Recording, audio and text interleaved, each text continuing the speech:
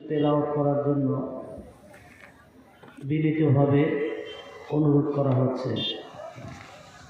আসসালামু আলাইকুম ওয়া রাহমাতুল্লাহি ওয়া বারাকাতুহু।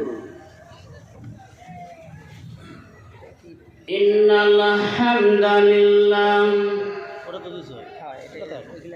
নাহমাদুহু নুসাল্লি আলা রাসূলিহিল কারীম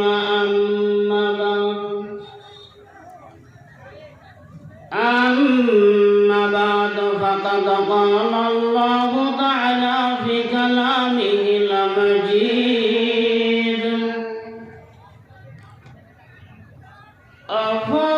وفرقانه الحميد.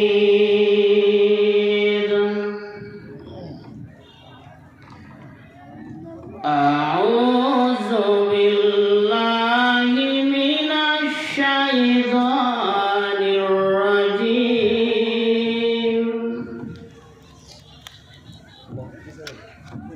بسم الله الرحمن الرحيم.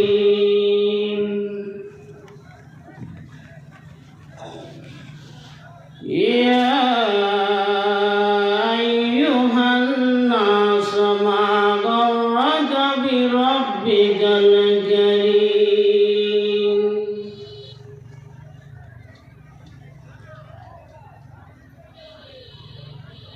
بلغ عني ولو آية. الحمد لله الحمد لله وحده والصلاة والسلام على نبي بعده. মহান আল্লাহর শুকরিয়া যে মহান রব্বুল আলামিন আজকে হাকিমপুর উপজেলাধীন সাতকুড়ি যুব সমাজের উদ্যোগে মাহফিলে আমাদেরকে গুটি কয়েক জান্নাতের বাগান খ্যাত এই মাহফিলে আমাদেরকে আসার তৌফিক দান করেছেন। এই মহল্লাতে আশেপাশে গ্রামগুলোতে এবং বিভিন্ন মেহমান এসেছে, এরপরেও এই কপাল পোড়াদেরকে মাহফিলে আসার তৌফিক দান করে নেন। মহান রব্বুল আলামিন আপনাকে আমাকে মাহফিলের প্যান্ডেলে আসার তৌফিক দান করেছেন, এই জন্য বলি আলহামদুলিল্লাহ। উপস্থিত ওলামায়ে কেরাম, আমার সামনে উপবিষ্ট গণ্যমান্য ব্যক্তিবর্গ, জাতির শ্রেষ্ঠ সন্তান শিক্ষকবৃন্দ, জাতির বিবেক সাংবাদিকবৃন্দ, পদ্মার অন্তরালে অবলা সরলা আমার মা ও বোনেরা, আবারও আলোচনার সূচনায় ভূমিকা বাদ দিয়ে আবারও আপনাদেরকে দিল খোলা সালাম। আসসালামু আলাইকুম ওয়া রাহমাতুল্লাহি ওয়া বারাকাতুহু। আপনারা সকলেই কেমন আছেন? তো আমরা যে অবস্থায় থাকি, সুস্থ থাকি, অসুস্থ থাকি, পেরেশানে থাকি, বিপদগ্রস্ত থাকি, সর্ব অবস্থায় মহান আল্লাহর শুকরিয়া আলহামদুলিল্লাহ। সম্মানিত ওলামায়ে কেরাম বা দিনী ভাই বোন, আমার সামনে যারা উপবিষ্ট আছেন, মঞ্চে যারা গণ্যমান্য ব্যক্তিবর্গ আছেন, আমি আপনাদের সম্মুখে সূরা ইনফিতার থেকে একটি আয়াত তেলাওয়াত করেছি এবং বুখারী মুসলিমের একটি হাদিস তেলাওয়াত করেছি। মহান আল্লাহ যদি চাহে কোরআন ও আল্লাহ রসুলের সুন্নাহর আলোকে কিছু বলা ও কহার চেষ্টা করব। ওয়া মা তাওফিকি ইল্লা বিল্লাহ। যে আয়াতটি তেলাওয়াত করেছিলাম, মহান রব্বুল আলামিন কোরআনুল কারীম তথা কোরআন মাজিদে বলতেছেন,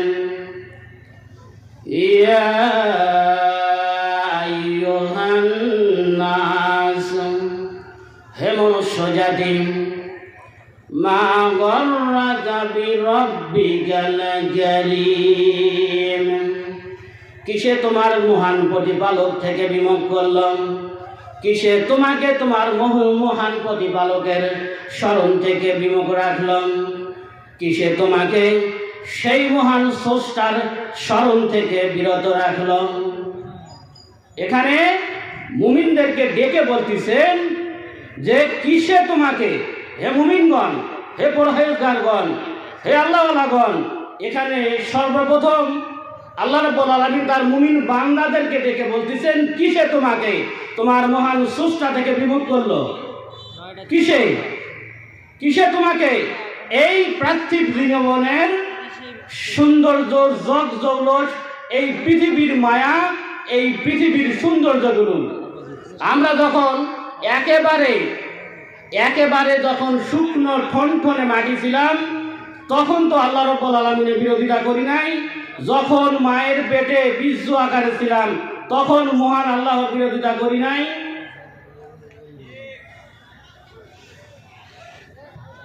আমরা যখন একেবারে মায়ের গর্ভে ছিলাম, শিশু আকারে পর্যায়ক্রমে আকৃতি আমাদের আসতেছিল, তখন বিরোধিতা করি নাই। কিন্তু তখন বিরোধিতা করেছি যখন মহান রব্বুল আলামিন দুনিয়াতে আমাকে নেতা বানাইলেন, খলিফার উপরে প্রতিনিধি তৈরি করে পাঠাইলেন। যখন আমি ক্ষমতা পাইলাম, তখন সরাসরি মহান রব্বুল আলামিনের বিরোধিতা করলাম। তো সম্মানিত উপস্থিতি, সময় সংক্ষেপ, আপনাদেরকে দুটি কথা বলে আমি আমার আলোচনায় টানবো ইনশাআল্লাহ। তো আমরা আমাদের সামনে একটা মাস গেছে, অত্যন্ত আমাদের বিজয়ের মাস গেছে না, 16 ডিসেম্বর বিজয় দিবস। তো যারা আমাদের জন্য কষ্ট করে গেছে, তো আমরা কি তাদের জন্য এই ঢাকঢোল পিটিয়ে আপনার গান বাজনা করে, নাটক করে, বিভিন্ন অশ্লীল কাজ করে এই বিজয় দিবস পালন করব, না তাদের জন্য দোয়া করব? তারা যে আমাদের জন্য তাদের জীবনটা, যে পৃথিবীতে একটাই জীবন পেয়েছিল, তারা যে আমাদের জন্য কষ্ট করে নিহত হয়ে শহীদ হয়ে গেলেন, আমরা কি করলাম তাদের জন্য? তাদের কবরের আযাবগুলো যেন বৃদ্ধি হয়, এই জন্য বিভিন্ন ঢাক ঢোল পিটায়ে আমরা বিভিন্ন দিবস পালন করলাম। আমাদের উচিত ছিল তাদের জন্য সেই দিন প্রত্যেক মসজিদে, প্রত্যেক বাড়িতে, প্রত্যেক এলাকায় তাদের জন্য দোয়া করা। এরপরে আরেকটা দিবস পালন করেছি আমরা, যেহেতু অল্প সময় এই জন্য সংক্ষেপে বলতেছি। 25শে ডিসেম্বর শুভ বড়দিন, ক্রিসমাস ডে। তো আসলে এই দিবসটা কি, এগুলো এই মুসলিমদেরকে জানতে হবে, আমাদের সকলকে জানতে হবে কেন আমরা এই দিবসটা পালন করি, এর মধ্যে আছে কি। কেহ যদি মনে করে 25শে ডিসেম্বর বড়দিন, তাহলে বা এই দিন যীশু খ্রিস্টের জন্মদিন, যীশু খ্রিস্ট বলতে খ্রিস্টান জাতি আপনার ঈসা আলাইহিস সালামকে আল্লাহর পুত্র মনে করে। এই দিন তারা মনে করে ঈসা আলাইহিস সালাম আল্লাহ রাব্বুল আলামিনের নির্দেশে বা আল্লাহর স্ত্রী, নাউজুবিল্লাহ বলেন, মারিয়ামের গর্ভে এই ঈসা নামক স্রষ্টার জন্ম হয়েছে, বলেন নাউজুবিল্লাহ। তো আমরা যারা এই দিন বড়দিন পালন করব, প্রথমত মনে করব মারিয়াম আলাইহিস সালাম তার মাতা আল্লাহর স্ত্রী, নাউজুবিল্লাহ, ঈসা আলাইহিস সালাম আল্লাহর পুত্র, এবং 3 খোদার 1 খোদা এরা। আমরা যদি এটা পালন করি তাহলে আমাদের ঈমান থাকবে না। এরপরে আরেকটা ভালো দিবস পালন করেছি, 31st নাইট। এটা হচ্ছে আরো ভয়ঙ্কর।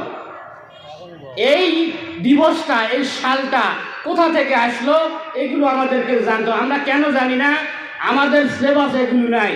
আমাদের সিলেবাসে আগডুম বাগডুম ঘোড়া ডিম সাজে, এরকম আমাদের সিলেবাস। ইহুদি খ্রিস্টানদের চালিয়ে দেওয়া শিক্ষা ব্যবস্থা আমরা গ্রহণ করেছি।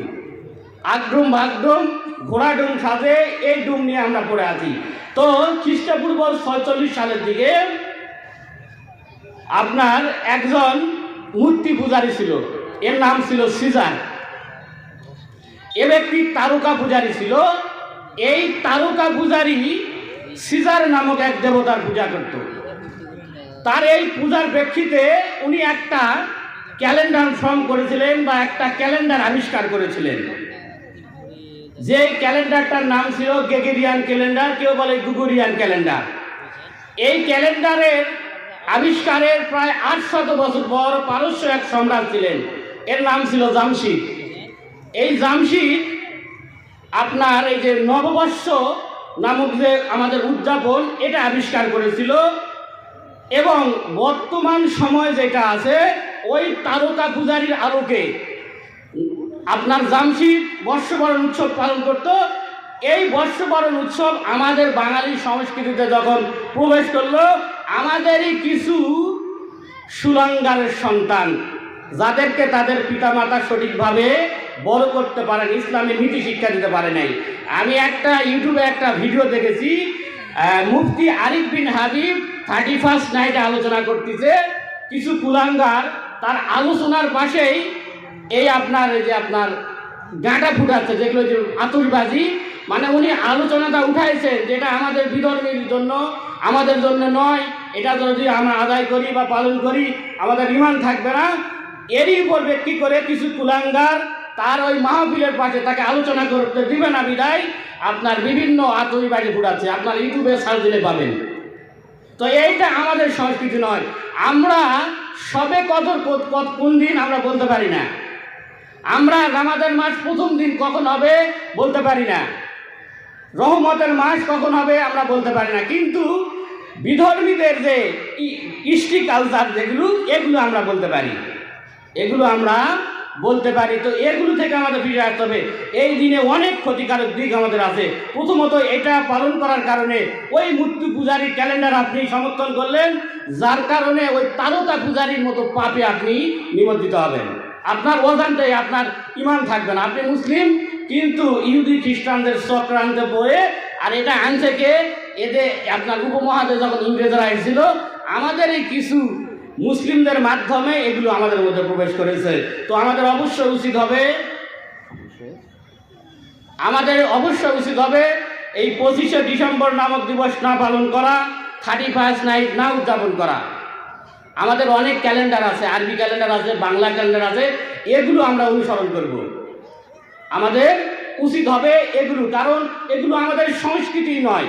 কিন্তু ওই যে একটা কথা আছে না, হুসুকে বাঙালি, তো আমরা হচ্ছি সেই হুসুকে বাঙালি, আমরা হচ্ছি সেই হুসুকে বাঙালি।